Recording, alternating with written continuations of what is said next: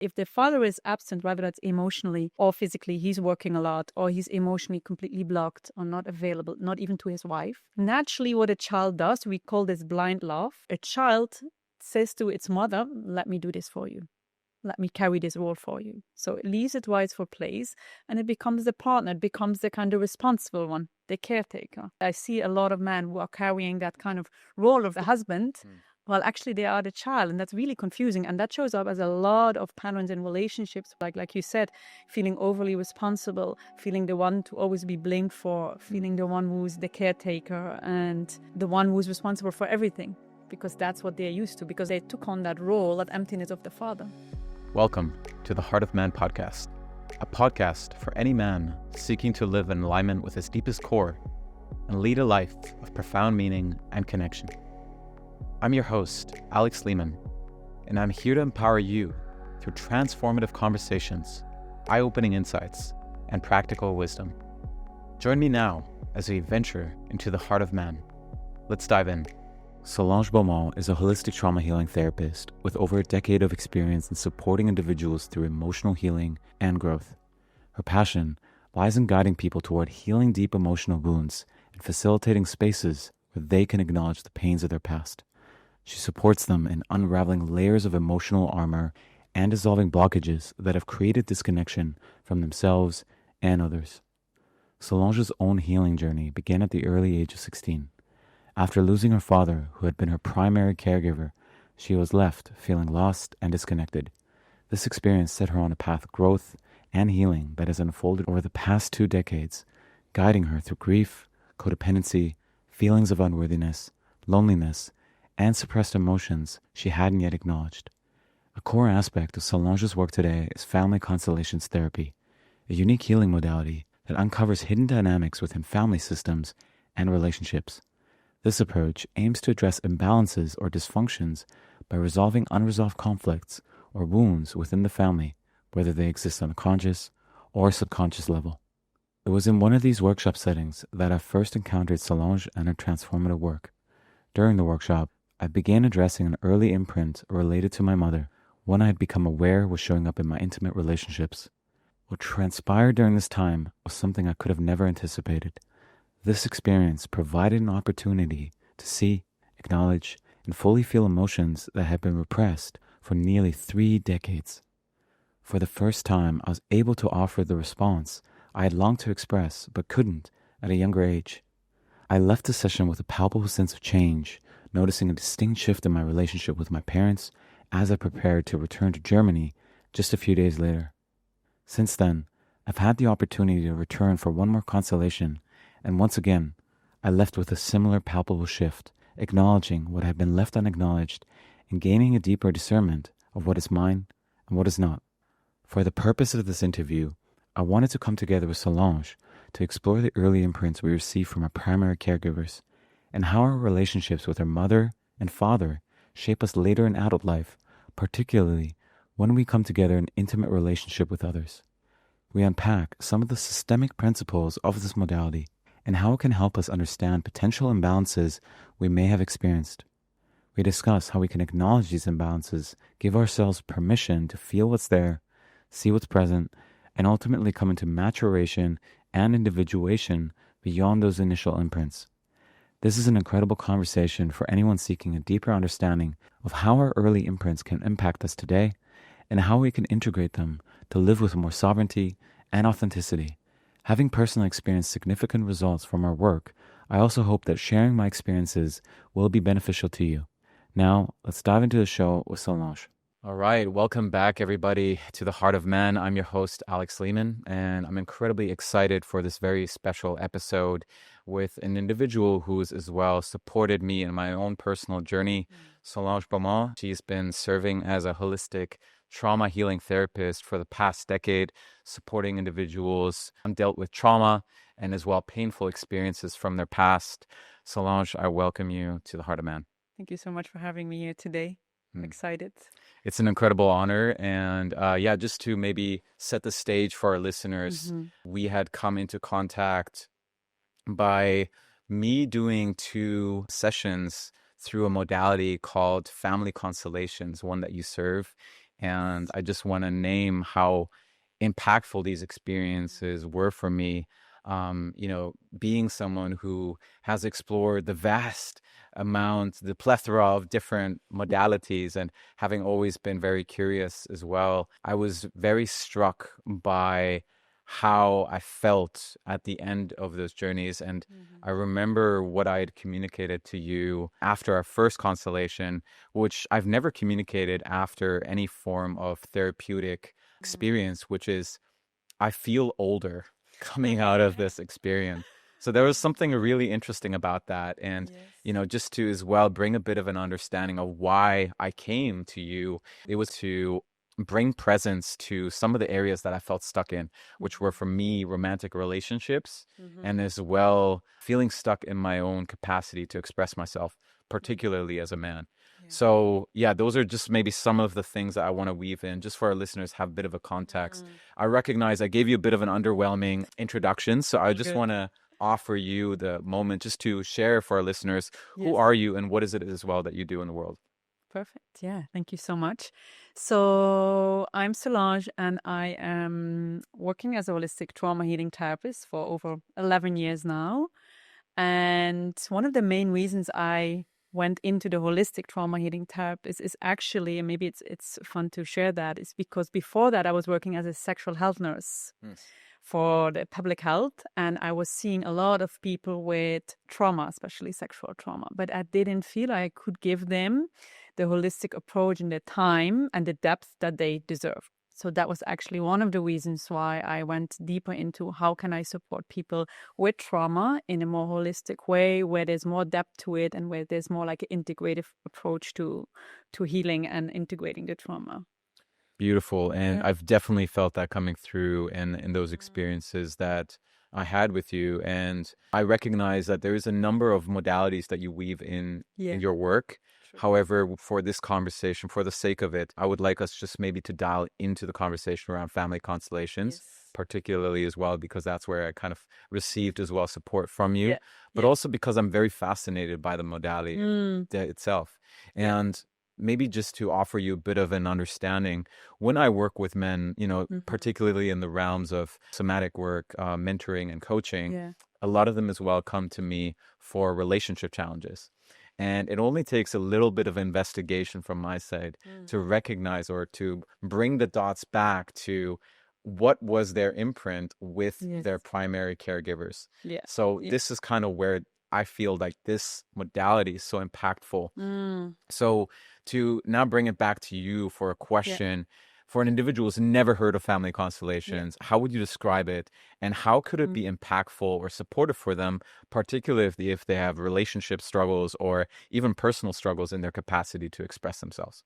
Yes, beautiful question. So family constellation, basically in a nutshell, helps you to shed light on any hidden dynamics that are playing out in your life. So any issues that you are struggling with, for example, relationship issues, from the approach of a family constellation approach, we view it as there might be a subconscious dynamic still be playing out in relationship with your parents or even generations back. Could even be your grandparents or great-grandparents, right? So anything that is hidden, that is not in your consciousness, can be playing out and creating issues on a mental, emotional, or energetic level. And through this modality, we want to bring light to these dynamics, to kind of bring them to the surface and to integrate them, to bring back balance, to bring back peace. Because if there's any of these hidden dynamics that are playing out within your family of origin, then on a subconscious level, those patterns keep on repeating it until you see them, until you acknowledge them, and until kind of the balance can come back. And we call it the order of love. We work a lot with the order of love, which means if there's any trauma that's unhealed within your family, the order of love gets interrupted. That means the love cannot flow within you, but also within your family. So we want to bring back that flow of love, that flow of life force again through this modality. Yes. Beautifully put. And I think that is already kind of like a, very succinct kind of overview of this modality. And I definitely want to go a little bit more into the depths. And as well offer our listeners more of my own personal experiences with what I experienced as I received the session from you. However, before we go into that, just so our listeners can maybe get to know you a little bit, I'm curious, how did you come into learning about this modality? What inspired you to explore it? And who were you as well in your own personal journey before you dove into it? Yes, so actually it's a really simple answer. My own personal trauma actually was the biggest part that brought me into this work. So like I said, I was working for public health, and at one point I got into deep burnout. And I remember actually about 17 years ago, my own mother told me about this modality. And I was really skeptical. I didn't believe her. She told me her experience, like, no, this is not true. This cannot be happening, what you tell me. It's like, no. Anyway, when I started to study regression therapy after this burnout, because I experienced it myself and I experienced the power of it. So that was actually a combination of inner child work and family constellation work as well. I felt this is something I really want to offer to people. And so once I experienced, I think, my first family constellation, I was mind blown. I was like, this is impossible. This is so powerful. Something that, again, like I always tell my clients, it goes beyond what the mind can understand, this process and the field we work with. Can you, if you're open to sharing this, could you remember what you were navigating at that time, and as well what those first experiences had provided you? For sure. For me, what I was going through was the grief of my father. I lost my father when I was 16. And that actually brought me into my whole spiritual journey. The moment I lost him, like my whole life kind of fell apart. That's how I felt internally. So that actually brought me on a journey of healing from that moment on. And so at the time when I was experiencing my first constellation or constellations, because I did quite a lot, I experienced that I was in kind of denial of his death. And I also was entangled with his death. So I wasn't fully in life. I wasn't standing in life. I wasn't connected with life anymore. And I was almost refusing it, because as long as I wasn't connected with life, I felt more connected with him. So through one of my first constellations, I realized, okay, I have a choice. I either go through the grief and I accept his death, right, instead of staying connected with him in death. And that was a big, massive kind of eye-opening for me, because I'm like, okay, I have a choice now. I can either choose to stay a little bit more connected with death, or I choose fully to live in honor of him as well.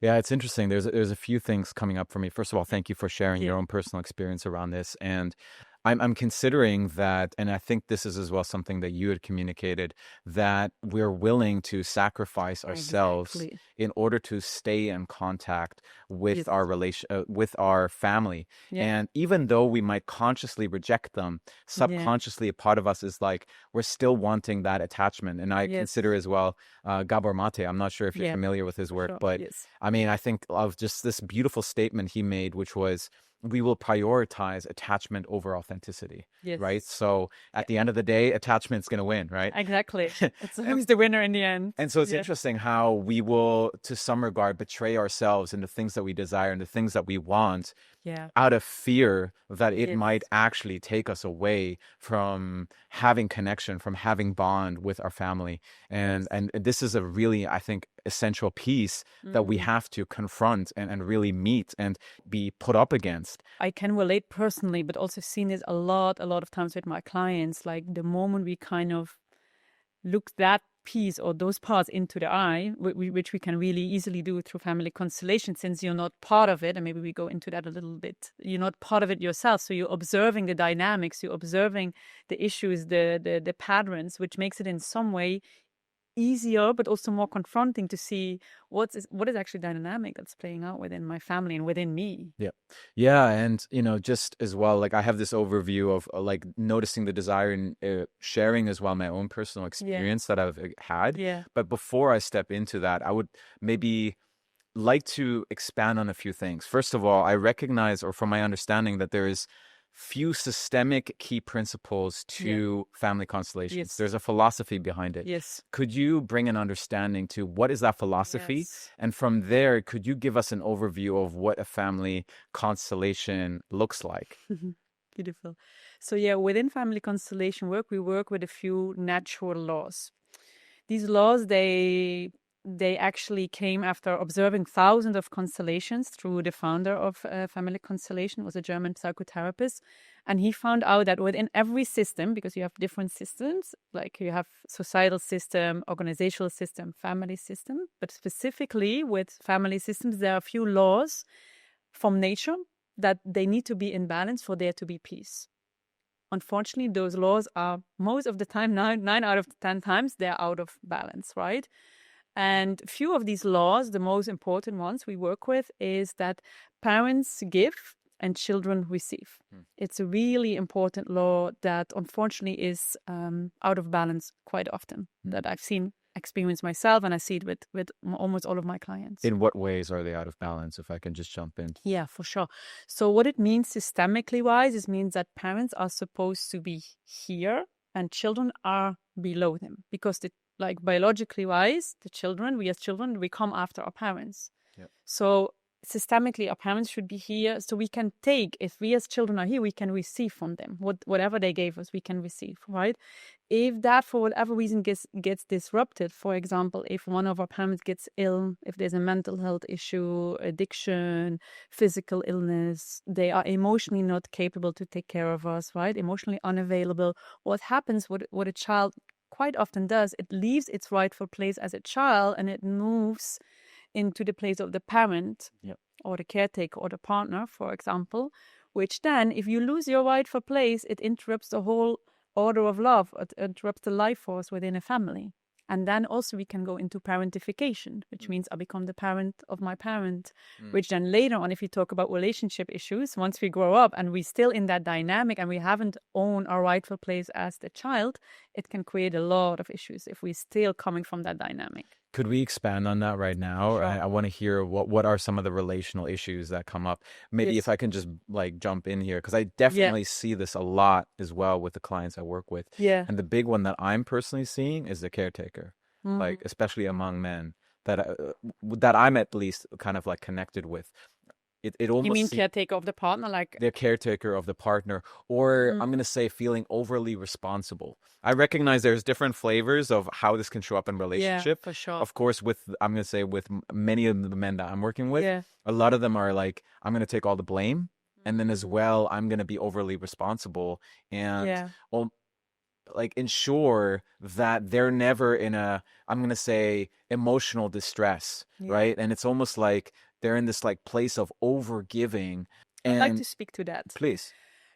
I have this seen with a lot of clients as well, especially with men. Usually that comes because there was an absent father, whether that was emotionally or physically, and the child, the son, took on the place of the partner of the mother, so the father role. Interesting. So the son loses its rightful place as the child, as the son. So there should be the mother and the father, and then there's the son in this case. But if the father is absent, whether that's emotionally or physically, he's working a lot, or he's emotionally completely blocked or not available, not even to his wife, to the mother of the son.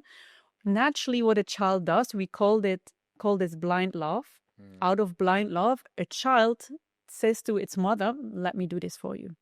Let me carry this role for you." So it leaves its rightful place and it becomes the partner, it becomes the kind of responsible one, the caretaker. And that's a burden that many men, I see, also women, but it plays out in a different dynamic. But I see a lot of men who are carrying that kind of role of the husband.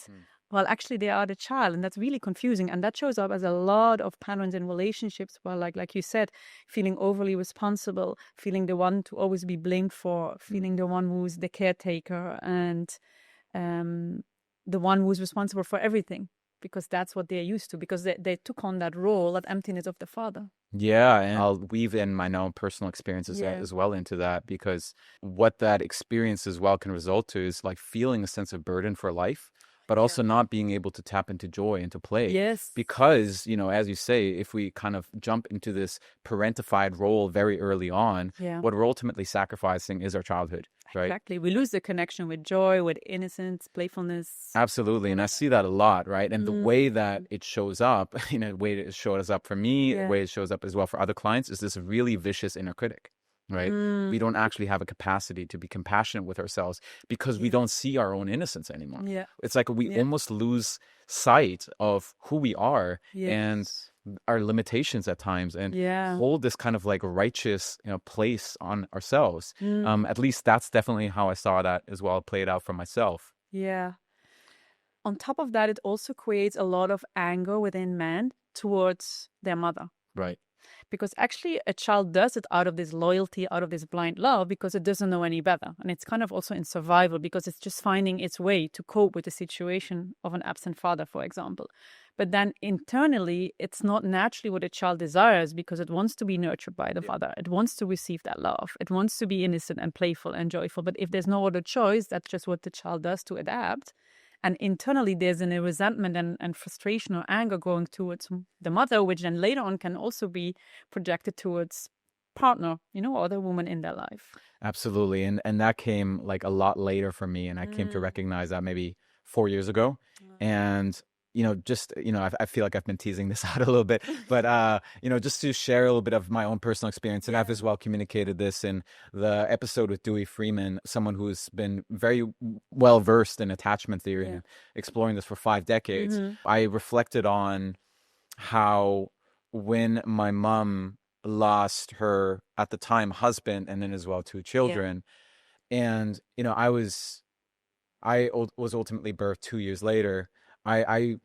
It almost dawned on me, just the recognition, she will never have had the capacity to actually process that experience, that traumatic experience. She will never have been able to grieve that. And if I consider as well that, at the time she was living in Belarus, she comes originally from Kazakhstan, moved to Germany at the time, so much distress, right? And I consider as well for myself, the imprint that it may have left on me, whether it was in her womb or as well just in my initial experiences, because I recognize as well through the burns that she had, that she was as well in the hospital quite a lot, And so sometimes I would be with my grandmother and not be with her. And again, I think there's a lot that I can't even speak to because it's pre-verbal, but I consider the fact that we can't distinguish our nervous system from her nervous system when we're very young. It's almost entangled. It's one, right? Kind of, especially in the womb and totally right. So if she goes through distress, I experience the world through distress. Exactly. Yeah. And that was my experience growing up in many ways. I really came from this place of the world is not a safe place to be, and I'm not okay as I am, right? And it almost felt like in order for me to feel safe in the world, I had to tend to her experience.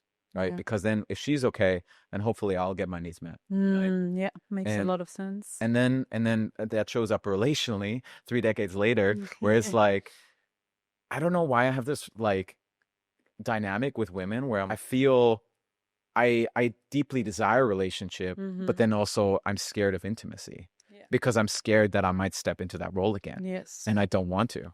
Right. So that is the challenge that we came to in my experience. And, again, would love for you to expand a little bit on what an overview of a family constellation looks like.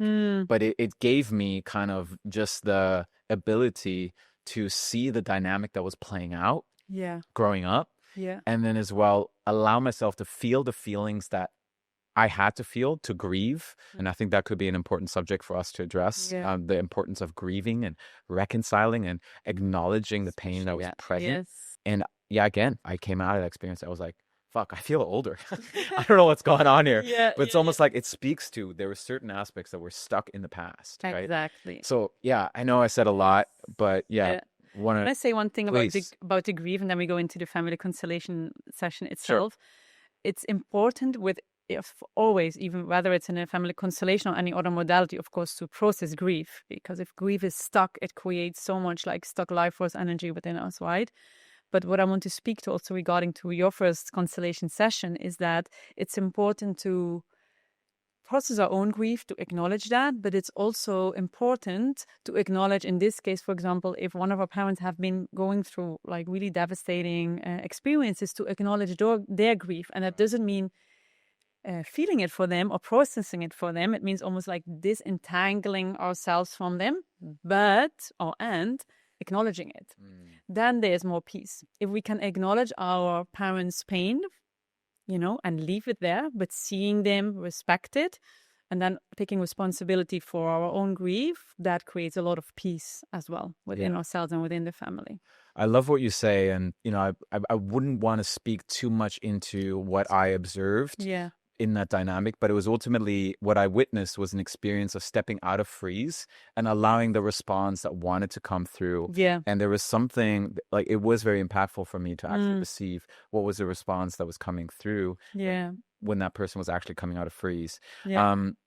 So I would love to come back just to the systemic key principles. You spoke to one of them. Yes. And maybe you can speak just to the other two, and then we can describe the overview of what a session actually looks like. So the second law that we work with a lot is inclusion, which is another really important one. And that means that everyone within a family has the right to be included. If inclusion doesn't happen, means there's an exclusion. So a few examples of exclusion means if a child gets miscarried and doesn't get acknowledged, if there's an abortion, if there's a stillbirth, if those children within a family don't get acknowledged, it creates an exclusion. It's the same if someone commits a crime, goes into jail, no one talks about that person, no one visits that person, creates an exclusion. Same someone with a mental health issue. In some cultures or even the generations before us, there were a lot of times when someone would go into an institution, mental health institution, and no one would talk about that person, or the family member would be called crazy, and then again, there's an exclusion. The moment there's an exclusion, someone else within the family, for there to be balance, to create that balance, is going to be entangled or is going to carry the burden, the pain of that excluded person. And that creates a lot of issues for that person who is going to be entangled with that. You've used the word entangled a few times. Can you just explain that for anyone who doesn't understand what that means? So simply put, entanglement means that I'm on a subconscious level, out of this blind love, I say to a certain family member, in this case, for example, who gets excluded, I will carry this for you. Let me do this for you. I'll carry it a little bit with you. So at least then I'm still connected. At least then there's balance, there's peace within the family. Yeah, if I can just add on into that, like that's exactly what happened for me, right? I would feel my mother's grief and it's like, let me just help you carry some of that so it's not as painful for you. And then it's not as painful for me. That's usually what the child subconsciously, because as long as I'm carrying it for you, mom feels a little bit better. And when mom feels better, I feel more safe. Right. So it's almost like, and again, I'm a child, right? Yeah. But it's like I'm unable to be with her grief and her pain. And it's like I need to kind of manage as a little boy to, to actually not be with the discomfort that it brings up in me. Exactly. Right. Yes. Interesting. Okay. Yeah. So that's the law of inclusion, really, really important. I've seen a lot of big transformation happening in constellation sessions. And personally, myself, once a family member that got once excluded, once there's an inclusion, there's just more peace that comes within yourself, mainly. Yeah, and what's interesting for me is I work a lot with this modality called internal family systems, right? And, we come from this perspective or this idea that within our psyche, we have all these different parts and all these different aspects that have, different expressions, different desires, different needs, different ways that they require to be safe. And it's almost like we're disillusioned and not aware of all these different aspects and how they are communicating or not communicating with each other, and how that creates a lot of difficulties. And so I see as well there, like just the similarities between, we got to include these and we got to find a way to come into harmony within all of them. And so I see that family constellations is kind of this external expression of this like internal family system. Yeah, beautifully put. Yes. All right, let's talk about this third principle. Law. Yeah, the third law is that everyone is responsible for their own destiny, for their own pain, for their own fate. So if someone within a family doesn't take responsibility, whether it's consciously or subconsciously, and we see that a lot with our parents, our grandparents, the generations before us, who didn't have the tools that we have now, who didn't have the consciousness and the awareness that we have, and how we are talking now, and how we are, healing ourselves and the modalities we have available, they just didn't have any modalities available. So if they didn't take responsibility for their own pain, for their own trauma, again, out of this hidden loyalty, out of this blind love, someone within the family, and usually the children, they're going to say, again, subconsciously, let me carry this for you. Let me do this for you. Because as children, we feel really, really on a subtle level if our parents are struggling or suffering and in distress. And we just come from this place of, okay, let me carry that. Because children are so loyal. You probably know this out of your own experience. Children are the most loyal, like, beings that I've actually seen, and also the inner children, within us. We have been so loyal to our parents just to find that harmony and hopefully then find safety. Yeah. But if that pattern doesn't stop, if that dynamic doesn't stop, then when we are, older, we're still carrying that and we're still entangled. So this law of everyone who is responsible for their own destiny, once everyone can take responsibility, if I as a parent can take responsibility for my pain, my trauma, my burden, I bring a lot of peace to my child, to the next generations. Yeah, and what I want to add to that, which I've been reflecting a lot on, and I'll use some strong words, but I think that's kind of how it shows up for me is the adaptive behavior might have been really needed during that time, but I recognize as an adult, these are ways that are self-betray and self-abandon myself, for sure. and I've really had to take ownership of the fact that when I act out this behavior as an adult, I'm betraying myself. I am abandoning myself. And I'm also not serving the other person, right? Because, through this adaptive behavior, I might be enabling them. And actually disempowering them as well. And that can never serve in a good relationship system. For sure. I agree. I think it's good to acknowledge it as a child, those mechanisms that were needed, in order to survive, in order to cope with everything that was going on. But once we have the awareness, we can acknowledge those mechanisms and grieve the pain or feel the pain that came with that. But at the same time, take ownership. That's the only way how we can get out of it. Otherwise, we stay stuck in victim mode or in blaming or anger, which is in the end not serving yourself at all. I would like to bookmark this idea of what I'll describe as ownership and self-leadership for a little bit later. And perhaps before we dive into that, can you help illuminate our listeners to providing an overview of what a family constellation looks like? For sure. So a family constellation starts with someone has an issue. We call it the focus person or an issue holder. Someone has an issue that they would like to receive more awareness, clarity, healing about. So once there's an issue, there are other people in this space. If you talk about a group constellation, there's also one-on-one, but I mainly work with group settings. So there are other people we call representatives, also resonators. Depends, resonator or representative, you can call them both. So the issue holder, the person with the issue, is going to intuitively just choose people who are going to represent family members, the issue. Anything they would like to receive for the future. And then we work with this knowing field. We also call it morphogenetic field. And it's a field that kind of goes beyond what the mind can understand, as you probably experience yourself. It's something that the mind maybe doesn't comprehend, but it's a field that carries the soul of a family, the information, the experiences of a family. And while working with that field, other people who are going to represent the parents or the issue, yourself, your inner child, they're kind of allowing themselves to move through the movements, the feelings, expressions of that certain family member of yourself to kind of see where are these dynamics playing out in relationship to certain family members, in relationship to yourself, to get more clarity and again to bring those dynamics to the light so we can find a resolution. Yeah, and what I would want to share here is how I'm going to say positively surprised I was, because I remember before our first session how I would reach out to you and I had this concern. Like for me, I'm a very pragmatic person. I'm a very practical person. And while I've explored a lot of, I'm going to say more, I don't know if we can call this like a spiritual modality, but like I see that some of them don't actually have kind of like the substance that, and it often is a lot about interpretations, but it was very profound for me when I came into these two experiences that I had with you and how these dynamics came together in such a succinct way where I was like, I could have never planned that out. Like it was really profound for me how, like speaking to this field that you've just communicated, how it actually came together and how it all kind of elicited. And I feel like as well, you kind of definitely, play a role in that, in eliciting or bringing that out. Yeah. But it was very profound for me, and it definitely removed my initial skepticism that was present. I think a lot of people are skeptical. Like I said, when I heard the first experience of my mom 17 years ago, I thought it was all acting.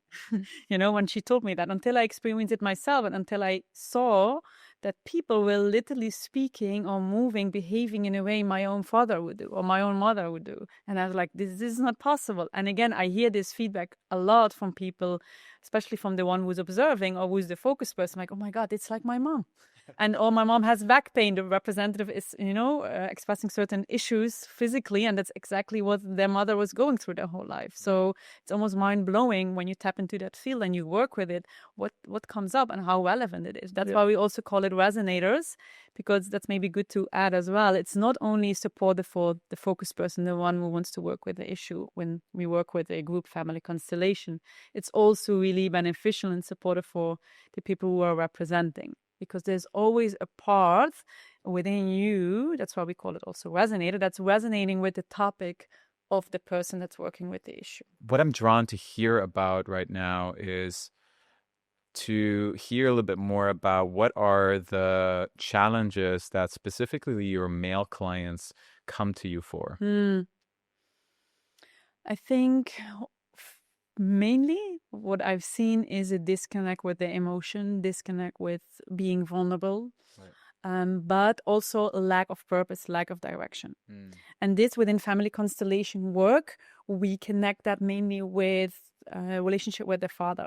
If there was an absent father, if the father was emotionally unavailable, we see the father as the one who kind of puts you into the world, who brings you into the world, who guides you. If that wasn't there, if there was an absence of that, or we call it an interrupted movement between the child and the father, in this case, the son and the father, usually these men feel really purposelessness. There's no direction. There's no confidence. Because there's a lot of insecurity, because they didn't have this support of yes, I'm happy to step into the world from a safe, confident place. This is really interesting and speaks beautifully to my most recent family constellations with you, where we had addressed kind of more the wound around my own relationship to the father. And I think that is also something I would like to maybe just extrapolate a little bit more, like just the distinctions between how does a wound with our mother impact us? I think we've touched on it a little bit. Maybe you have anything to expand on, and then as well the wound of the father. But yeah, just to as well kind of speak to some of the things that I experienced recently. I noticed that even though I have a capacity to lead, to be clear, to be assertive, I have always felt this sense of I'm still buffering myself. I'm still putting a brake on myself. What do you mean with buffering? I'm curious if you feel comfortable. It's almost like the image that I have right now is there is a pipe, and this is kind of like my flow of power and flow of energy. And it's like someone's holding it shut. It's kind of like it can't flow properly. Yes. And that's kind of what I felt in my experience. I always had a depth of clarity of my power and my capacity to lead and to bring out into the world what I want to bring. But it's almost like there's something here where I'm fully move forward. It's kind of I move forward a little bit, and then it's almost like my body says, no, let's lean back. It's not really safe to do that, right? And it's interesting when you communicate to the absence of a father. And if I just as well contemplate on my own experience, I mean, I think it's a classic story that so many men navigate, that I definitely navigated. If I look at my father today, I mean, what an incredible man, just in the sense that, he comes from an immigrant family. He grew up in Russia, moves to Germany, grew up in poverty, and wants to provide to his children what he never had. I mean, he lived a life of sacrifice, and I feel that, and I have so much love for it. But I also have to acknowledge just what it brought for me in terms of feeling his physical, but also his emotional absence. And primarily his emotional absence comes from his own wound with his father and his own absence with his father, right? Yes. And so it was interesting how, because of the absence of his own father, he was actually never, I'm going to say, initiated into manhood, fatherhood. And so he wasn't able to maybe lead me in the ways or guide me in the ways that I needed to be led, right? To actually be bold in the world, to know that I have my place in the world as a man, right? And this was really interesting for me, how it showed up. And I noticed how in my relationship to men, a big place that I had come from initially and had to work through, and still to some regard I'm working through, is shame, where I feel like I've had experiences with other men where it's almost like there was this deep sense of humiliation and condemnation and like ways that we would shame each other and check each other to kind of keep each other a little bit in a box.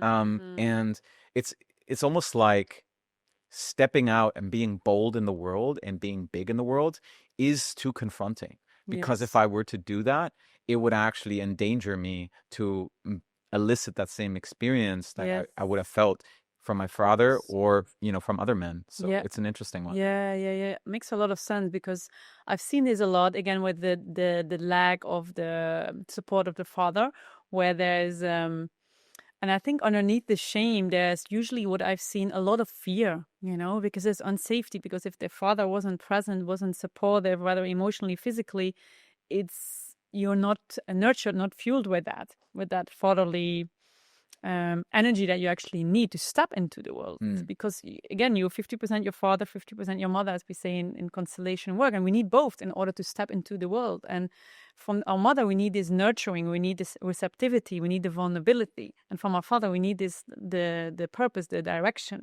the confidence. And if any of those two are lacking, it's going to create issues. And for man, it's also usually a lot of fear to step into that leadership or to step into that direction, because there is not this supportive father behind them, and especially if that has been passed down from father to son for generations. Yeah. I wonder if you have anything to add here in terms of the difficulties that this then brings in relationships, speaking specifically more to kind of the absence of the father, and then maybe not having that direction and not having that capacity to be assertive, to be bold, to be confident. Yeah. Have your clients kind of communicated to those experiences? You mean in their relationship with women, for example? Yes, exactly. Yeah, I've seen that men feel more comfortable with a woman who's more in their power, who's more in their masculinity.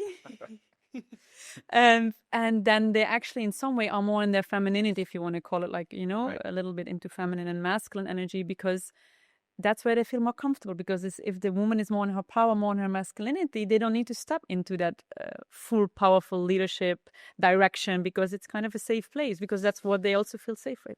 Classic. And it's definitely a dynamic I've experienced, and it's a very humbling dynamic to as well come out of, because I think it leaves both people feeling very dissatisfied, or at least that was my experience in relationships. Because I felt stunted, I felt disempowered, and then I could feel that there was a resentment, and there was this almost like plea towards lead me kind of thing, Yeah. And I was like, I don't know how to do it. Yes, exactly. Yeah. I wonder, could you expand a little bit more on the role of the mother? I see kind of the mother as our initial kind of experience towards safety as well.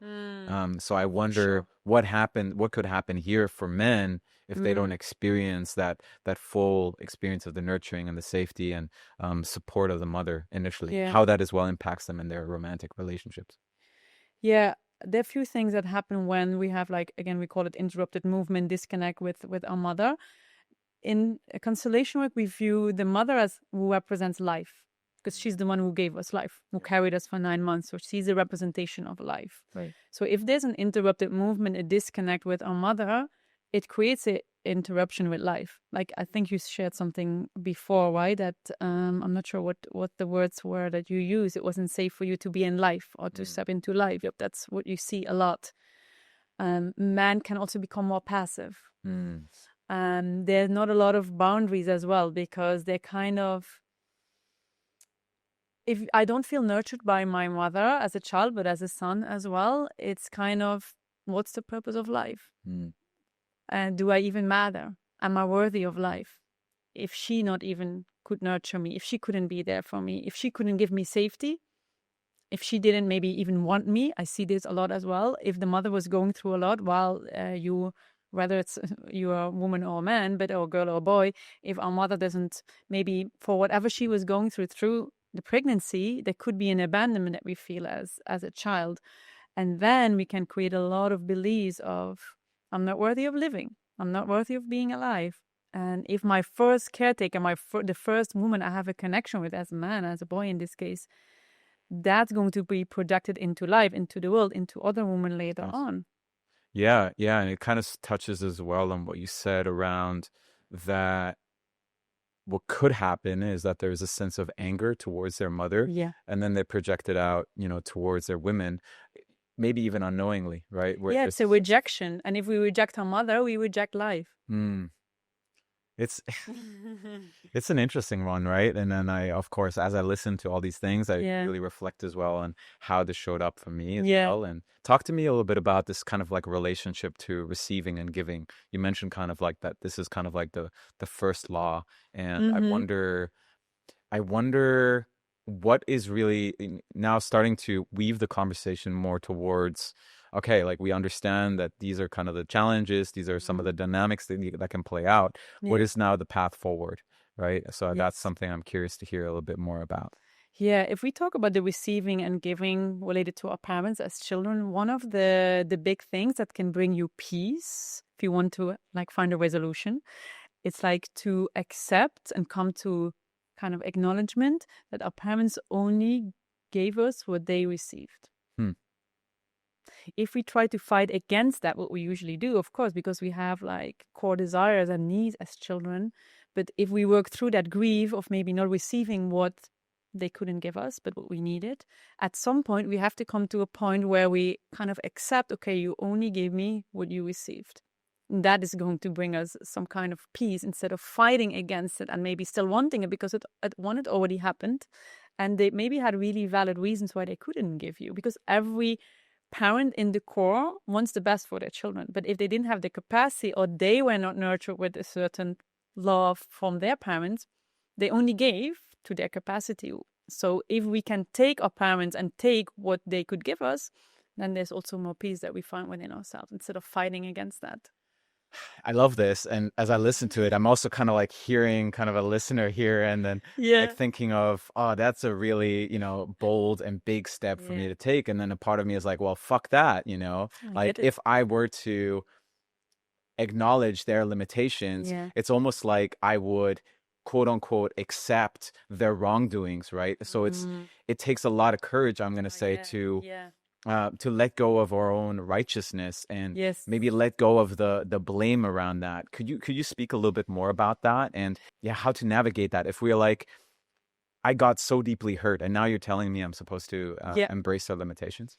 I completely understand that question, and I've been through that process myself. And of course, we first need to give all the space and acknowledgement to our own pain, anger, grief, for the moments where we maybe didn't receive that. We need to complete that kind of movement of the pain that we're holding. First of all, that needs its space and acknowledgement. That's number one.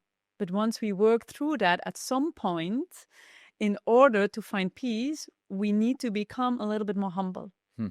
If I am making myself bigger than my parents because I think they should have done this, they should have done this, they should have done this, I'm actually really limiting and blocking myself. Because the moment I make myself bigger, again, I'm also losing my rightful place as a child. But in the end, because I'm a child right now, I might know better because I have a different awareness than them.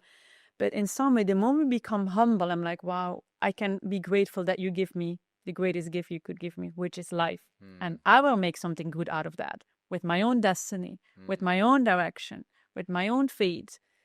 That is going to create a movement, a healing movement, as we call.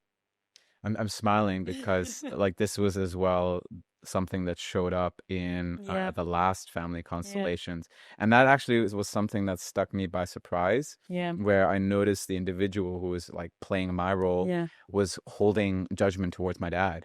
And it's interesting because that was something that was deeply present, I'm going to say like 5 years ago, where I definitely like carried a lot of like judgment towards my father of like feeling like, why didn't you not like show me the way?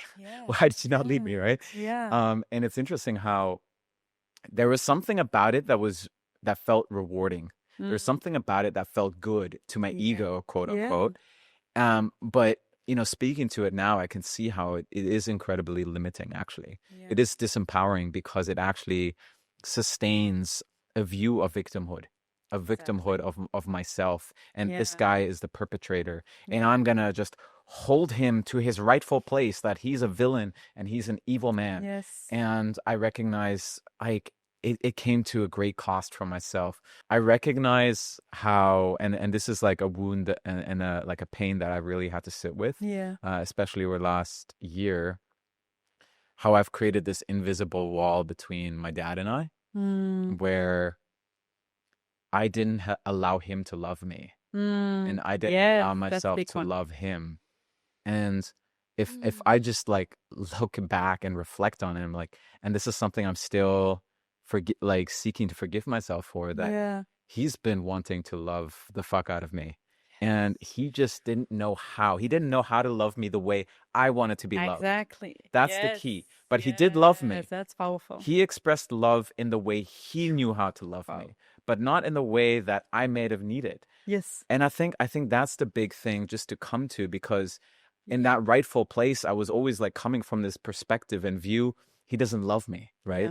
And sustaining this identity for myself that I'm unlovable.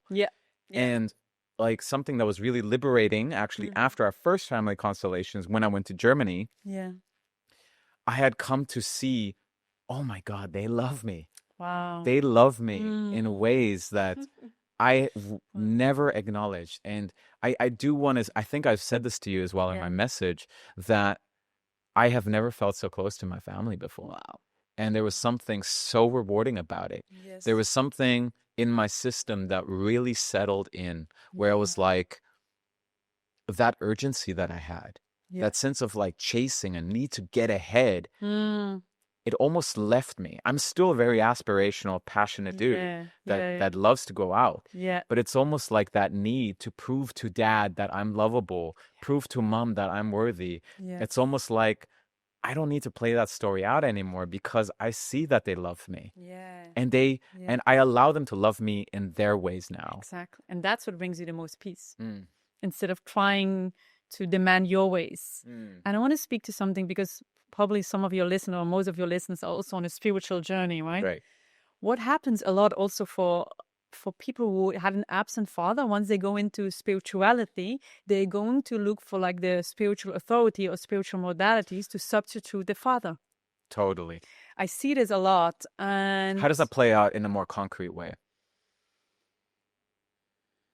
To either go into transcendence, I'm not even here, so they don't need to be in life, they don't need to have a direction, so they're like go into I don't want to say too much, but into meditative state, like this transcending, and I don't need to be in life, I don't need to have a purpose, because I'm just here. And on top of that, because of the spiritual like wisdom we gain from all these modalities, it can create this kind of arrogance to our parents. I know better, because you didn't do this, and I had to go through this a lot, especially when I was doing my study of regression therapy and systemic work. I thought I knew everything. I thought I knew the best how my parents should have raised me, and I became more arrogant. And actually, what did it create? More separation. Absolutely.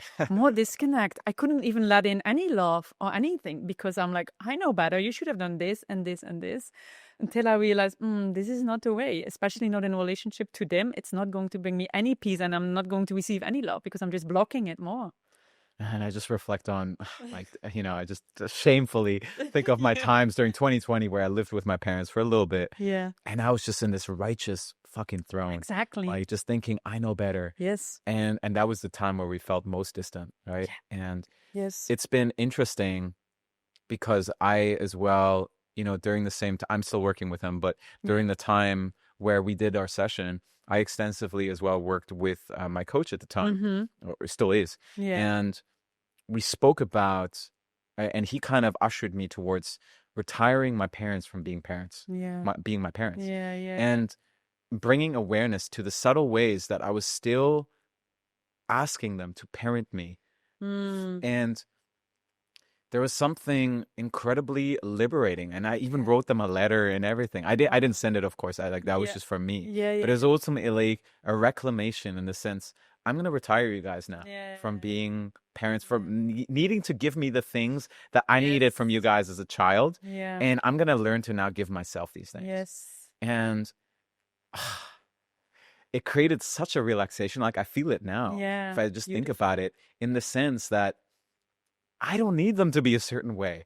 I can just allow them to be who they really are. Yes. And there's something so beautiful about that, because it provides space just to be them, and that's the way that we can actually relate. Yes.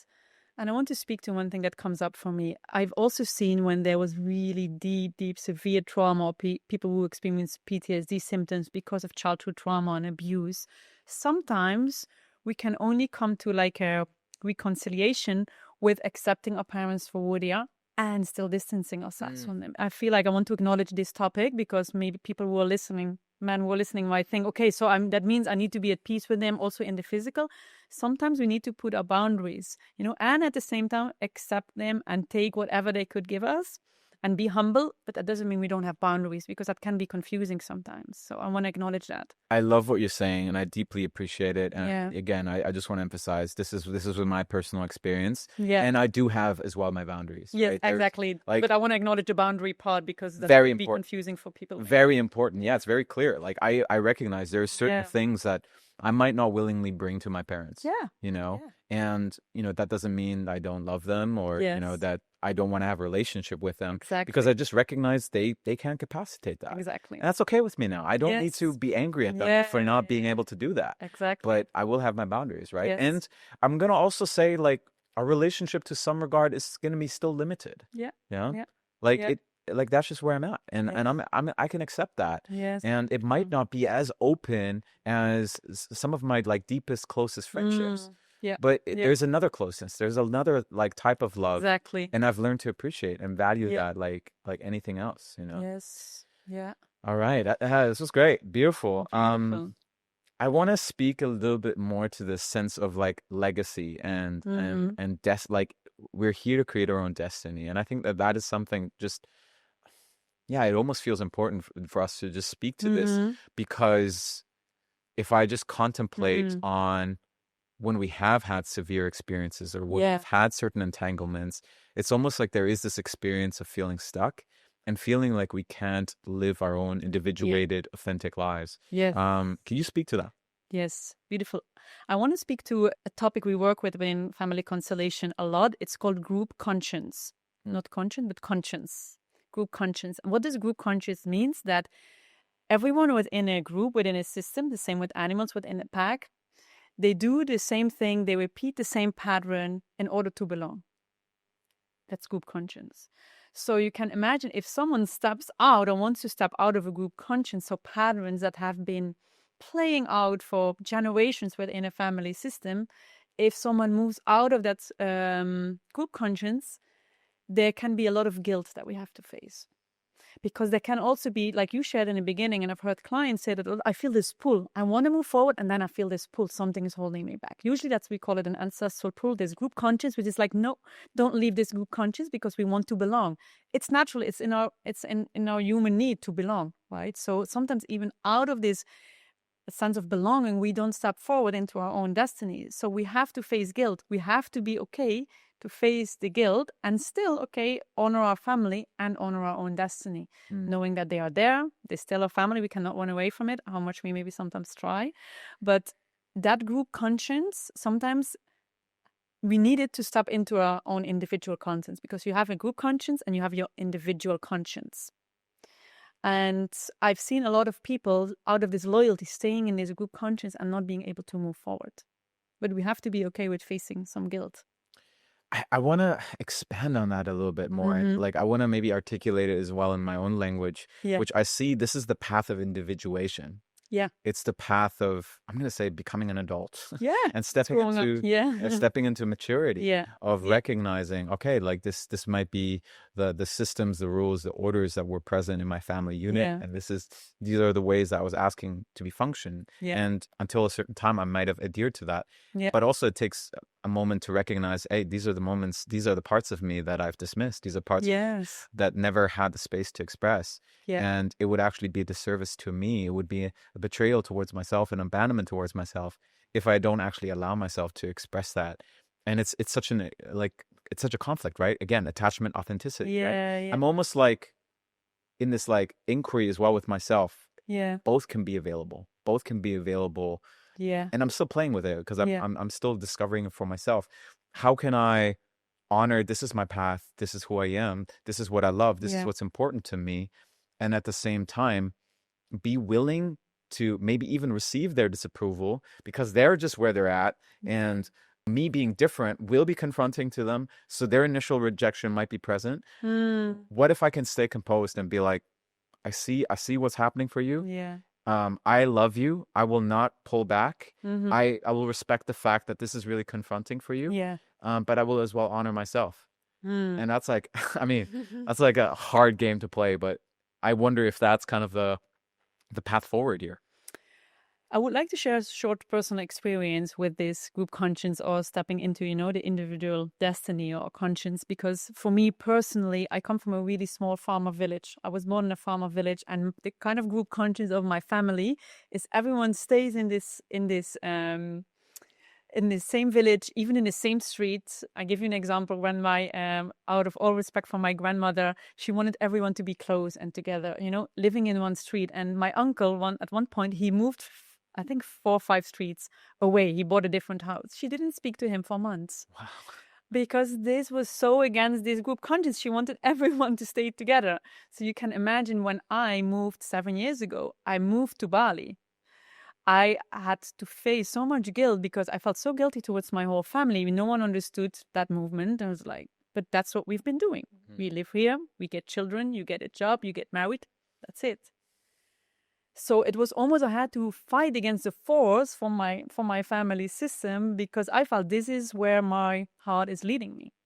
But at the same time, I had to also honor them and kind of give them a place in my heart. And that's where, for me, I found the peace, like to honor them, to honor their patterns, their dynamics. And I give you a place in my heart, and bless me if I live a different life than you. Bless me if I do it different than you. I honor you. Like you said, I love you.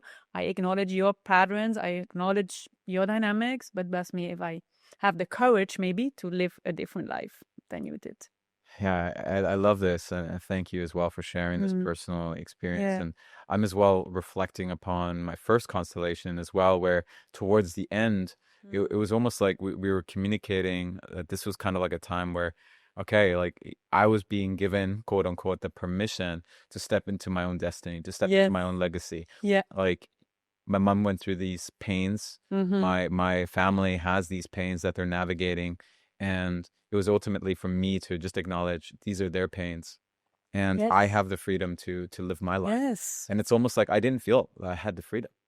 Right? Even though I'm across the world. Exactly. And that's the thing. Even if we move across the world, the same for me. It took me years to kind of separate myself from that because and I've seen a lot of people here in Bali, we moved away from their families hoping everything would be done and fine, but it's not because we carry it all with us wherever we go. So for an individual who's listening to this right now, what are some steps that they can take to maybe initiate this process of individuation, even if they're maybe not doing a family constellation? I think acknowledgement is number one. Really acknowledging, which is the opposite of judging, which we sometimes again do from this place of we know it better because we have a different awareness. We know it better than our parents. Like acknowledging and honoring them and their experience is number one, I would say. Okay. Yeah, beautiful. Yeah, definitely coming from. And work with that resistance. If you have resistance to accept them and acknowledge them, then there's some work to do, inner work to do for yourself. Yeah. Yeah, I love that. And just on that, and I think this is kind of like the last subject matter that I would want to address before we start wrapping up with the conversation. It's been such a beautiful one. I've very much enjoyed it. Yeah. But maybe we can just weave in this conversation around. I'm going to say the wise adult and as well the adaptive child, as Terry Real would say. I think this is something that would be really interesting just to address like what is that path forward in terms of leadership? Because as I see it, both parts will always be active. And then there's going to be certain moments where maybe we're triggered and a certain moment arises where like, boom, like old patterns are back. I'm fucking caretaking. I'm doing all the things that I used to do. Right. And adaptive child is driving the car. Yeah. How do we navigate that? I make a little switch then more to inner child work here. Okay, let's go. So for me, I suggest people always, if this happens, once you have the awareness that the inner child is wanting to show, whether it's in a relationship, in your business, in any other area of your life, it's really important to kind of stop yourself and have this dialogue with your inner child, with that part of you. You work with parts, so you probably know it really well. Also, to work with that part that is in need of probably something. Because if that part is running the show, that inner child in this case, or the adaptive child, it's like, okay, what do you need? What is it? Is there something you need to express? Is there something I need to give you? How can I take care of you? How can I support you? Instead of looking for a partner to give that to us, okay, take ownership of what's happening in me. And what does that part need? Yeah, I love that. It brings it back to this idea of awareness, first of all, noticing when it comes up, like having the sensitivity as well to be present to that. Yeah. This is what's showing up, and actually having the capacity to lead ourselves into a pause and initiating such a dialogue, right? And give space to that part. Yeah. And I would also say, like, you know, I mean, I'm very practiced in this, you know, having done it a number of years. Yeah. If you don't know how to do it yourself, like, work with someone who does. Exactly. Who can support you. Ask for support to train yourself also in creating that safety within yourself. Totally. For right? sure. You know, and yeah, you know, I see that so much. I mean, every time like that adaptive child in me kind of kicks in, it's like there's something that needs to be acknowledged that is unacknowledged. And there's a certain desire, there's a certain need that is not in the light, and that I'm actually not being responsible of in this moment, right? Yes. And so the path of leadership or the path of accountability for me in that moment is to recognize, hey, like this part of me is needing that. And I'm actually enacting this behavior right now, demanding the other person to give me what I should actually be giving myself. Yes. And I think it's beautiful how you put it, like the leadership there, because that's a more empowering way of approaching it. Because if we blame our parents, for example, or judge our parents for in that moment, it's not empowering. And again, it creates this victim, you know, mentality that's not going to bring us anywhere. It's not empowering at all. So coming from a place of self-ownership, self-leadership, that is going to empower us and create that new sense of safety. And that's what in the end brings us peace, because we're not looking for it outside or with our parents or with our partner or anyone. Love this. Yeah, we love talking about leadership in this podcast. I love it. Yeah, well, listen, I could go on with this, and I feel like Me too. We're just getting started. Go another few hours. But yeah, we'll have to close off this conversation. We'll need to start wrapping up. Yeah. However, before I ask you my final question, I wonder, is there anything that you would like to bring our listeners in presence to? Anything that you're offering? Or also, if you want to let our listeners know where they can find you. Yes. So I do offer one-on-one sessions, group sessions.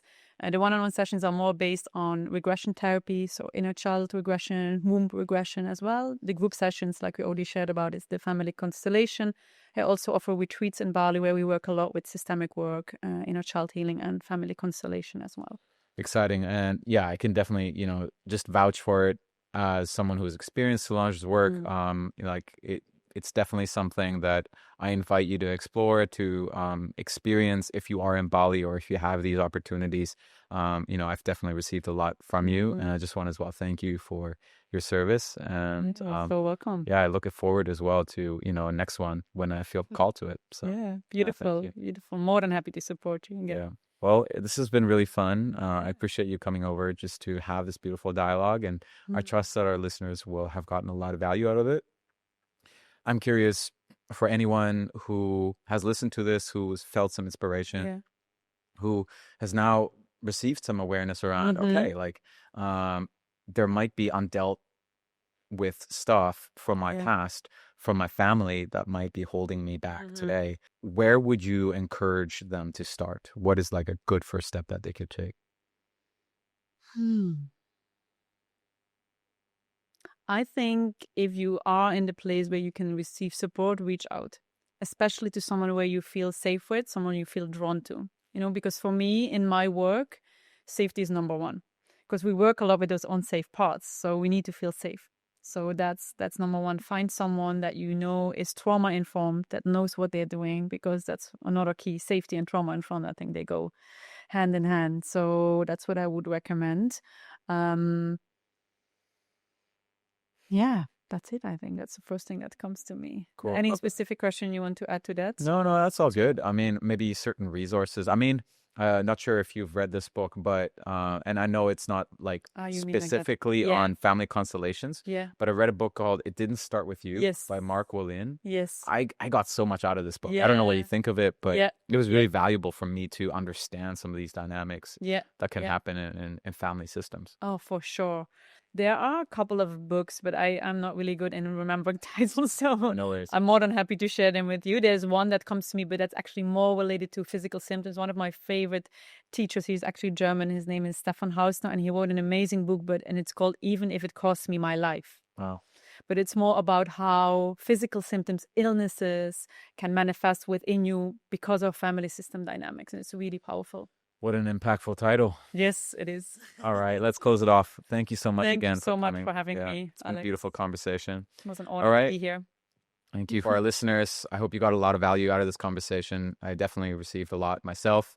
And in case it was very impactful for you, my encouragement to you is to pay it forward to an individual who you might think could receive value from this conversation. And until next time, signing off. Thank you for listening to this episode. Your time and attention is truly appreciated. If you enjoyed the show, make sure to subscribe to stay tuned for my upcoming episodes. And in case you know somebody who would find this episode helpful, I encourage you to pay it forward.